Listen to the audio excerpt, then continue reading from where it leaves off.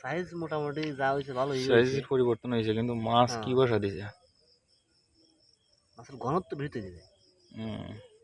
ঠিক আছে, দেখো কি অবস্থা। তোমাকে এই জায়গায় 30 না 35,000 মাছ ছাড়া, তাহলে এই হলো জায়গা আছে 1-1.5 বিঘা জায়গায় 30-35,000 মাছ, আরো সরানোর জায়গা ছাড়া, মানে কি বিষয় এইটুকু হয়েছে ভাই মাছ। দেখেন কি অবস্থা।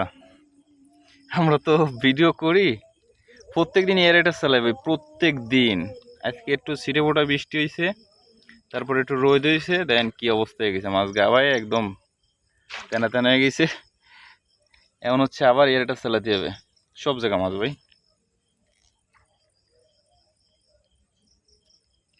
সব জায়গা মাছ।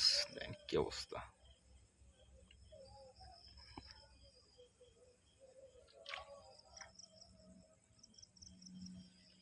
প্রচন্ড মাছ তো বেড়ে আসছে। এখন এয়ারটা দিয়ে দেই সকালে কি ব্যবস্থা করা যায়।